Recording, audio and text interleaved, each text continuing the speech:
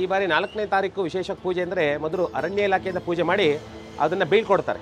ಹಾಗೆ ಎಲ್ಲ ಆಫೀಸರ್ಗಳು, ಅರಣ್ಯ ಇಲಾಖೆ ನೌಕರಗಳು ಎಲ್ಲ ಕೈಯಲ್ಲಿ ಪೂಜೆ ಮಾಡಿಸಿ ಅಲ್ಲಿ ವಿಶೇಷವಾಗಿ ಮುಂಚೆನೇ ಹೇಳಿದಲ್ಲ ಅದೇ ಥರ ವಿಶೇಷವಾಗಿ ಪೂಜೆ ಮಾಡಿ ನಾಗರಹೊಳೆ ಗೇಟಿಂದ ಆನೆಗಳನ್ನ ಕಳಿಸ್ಕೊಡ್ತೀವಿ. ಅದೊಂದು ವಿಶೇಷ.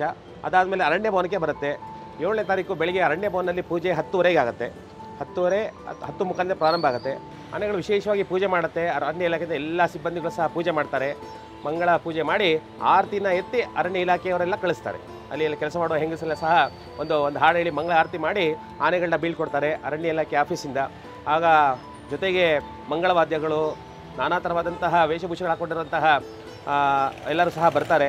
ತುಂಬ ಸಂತೋಷ ಆಗುತ್ತೆ ನೋಡೋಕ್ಕೆ. ಅದು ದಸರಾ ಆ್ಯಕ್ಚುಲಿ ಅರಮನೆಯಿಂದ ಹೊರಡೋಕೆ ಕಾಣೋದಿಲ್ಲ, ಅರಣ್ಯ ಭವನದಿಂದಲೇ ದಸರಾ ಹೊರಡ್ತಾ ಇದೆ ಅಂತ ಎಲ್ಲ ಬರ್ತದೆ. ಸಾವಿರಾರು ಜನಗಳು ರಸ್ತೆಯಲ್ಲಿ ಬಂದು ನಿಂತ್ಕೊಂಡು ನೋಡ್ತಾ ಇರ್ತಾರೆ. ಕೆಲವ್ರಿಗಂತೂ ಆಶ್ಚರ್ಯ ಆಗುತ್ತೆ, ಇವತ್ತೇನೇ ದಸರಾ ಅಂತ ಅನಿಸ್ಕೊಳ್ಳೋಂಥ ಮಾತುಗಳು ನಾನು ಕೇಳಿದ್ದೀನಿ. ಅದೊಂಥರ ತುಂಬ ಸಂತೋಷ ಆಗುತ್ತೆ ಅರಣ್ಯ ಭವನದಿಂದ ಬರಬೇಕಾದ್ರೆ.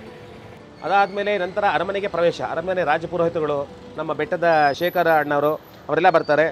ಅವತ್ತು 7ನೇ ತಾರೀಕು 12:34 12:59 ತನಕ ಅಭಿಜಿನ್ ಲಗ್ನ ಮುಹೂರ್ತದಲ್ಲಿ ಅರಮನೆಗೆ ಪ್ರವೇಶ ಆಗುತ್ತೆ. ಅದು ವಿಶೇಷ ಪೂಜೆ.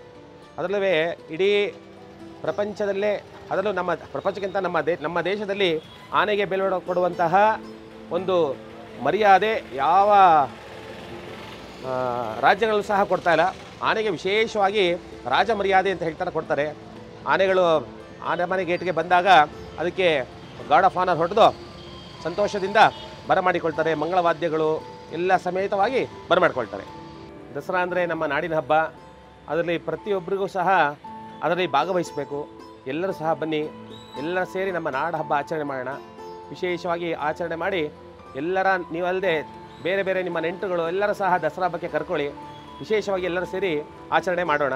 ಇನ್ನೊಂದರಲ್ಲಿ ಎಲ್ಲರೂ ಸಹ ನಾವೊಂದು ಕೇಳ್ಕೊಳ್ತೀನಿ, ಇಲ್ಲಿ ನೋಡುವಂತಹ ವೀಕ್ಷಕರಿಗೆ ಹಾಗೂ ನಮ್ಮ ಮೈಸೂರಿನ ಜನಗಳು ಕೇಳ್ಕೊಳ್ತೀನಿ, ನಮ್ಮ ಆನೆಗಳು ಮುಂದಿನ ದಿನಗಳಲ್ಲಿ ರಸ್ತೆಗೆ ಬರ್ತವೆ.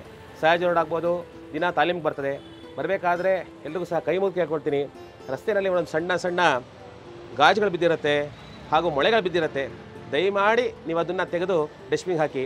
ಮೂಕ್ ಪ್ರಾಣಿಗಳಿಗೆ ಗೊತ್ತಾಗೋದಿಲ್ಲ, ಅವಾಗೆಲ್ಲ ಕಾಲಕ್ಕೆ ಚುಚ್ಚಿದ್ರೆ ಅವಕ್ಕೂ ನೋವಾಗುತ್ತೆ ಹಾಗೂ ನಮ್ಮ ದಸರಾಗೂ ಸಹ ತೊಂದರೆ ಆಗುತ್ತೆ. ದಯಮಾಡಿ ಇನ್ನೊಂದ್ಸರಿ ಕೈ ಮುಗಿ ಕೇಳ್ಕೊಳ್ತೀನಿ. ಆನೆಗಳು ಬರಬೇಕಾದ್ರೆ ತಾಲೀಮಿಗೆ ಸಂತೋಷದ ಎಲ್ಲರೂ ಮನೆಯಿಂದ ಆಚೆ ಬಂದು ಎಲ್ಲರಿಗೂ ಆನೆಗಳನ್ನ ತೋರಿಸಿ. ಇಂಥ ಅವಕಾಶ ಯಾರಿಗೂ ಸಿಗೋದಿಲ್ಲ, ನಮ್ಮ ಮೈಸೂರು ಜನಕ್ಕೆ ಮಾತ್ರ ಸಿಕ್ಕಿದೆ. ಪ್ರತಿನಿತ್ಯವೂ ಸಹ ಬೆಳಗ್ಗೆ ಸಂಜೆ ಆನೆಗಳು ಆಚೆ ತಾಲೀಮ್ ಬರುತ್ತೆ. ಮಕ್ಕಳುಗಳು ನೋಡಿ ಸಂತೋಷ ಪಡ್ತಾರೆ. ಎಲ್ಲರೂ ಬಂದು ನೋಡಿ. ಹಾಗೆ ನಮ್ಮ ಆನೆಗಳ ಬಗ್ಗೆ ಒಂಚೂರು ನೀವೇನು ಸಹ ಕೇರ್ ತೊಗೊಳ್ಳಿ. ಬರೀ ಅರಣ್ಯ ಇಲಾಖೆಯವ್ರು ಮಾತ್ರ ಅಲ್ಲ, ಪ್ರತಿಯೊಬ್ಬರಿಗೂ ಸಹ ಜವಾಬ್ದಾರಿ ಇದೆ. ರಸ್ತೆಯಲ್ಲಿ ಯಾರು ಓಡಾಡ್ತಾರೆ, ಒಂದು ಗಾಜಾಗಿರ್ಬೋದು ಅಥವಾ ಒಂದು ಕಬ್ಬಣದ ಪೀಸ್ ಆಗಿರ್ಬೋದು, ದಯಮಾಡಿ ಅದನ್ನು ತೆಗೆದು ಒಂದು ಡಸ್ಟ್ಬಿನ್ಗೆ ಹಾಕಿ.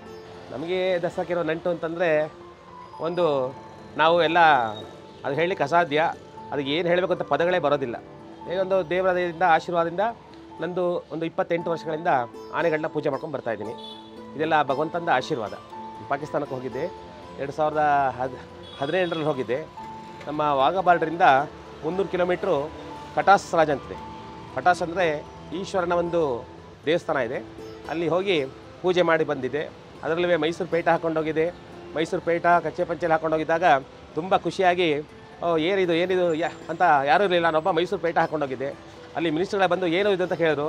ಆವಾಗ ನಾನು ಹೇಳಿದೆ, ಇದು ನಮ್ಮ ಮೈಸೂರು ಸ್ಪೆಷಲ್, ಇದು ಮೈಸೂರಿನ ಉಡುಗೆ ತೊಡುಗೆ ನಮ್ದು ಹೀಗೆ ಇರೋದು ಅಂತ ಹೇಳಿದ್ರು.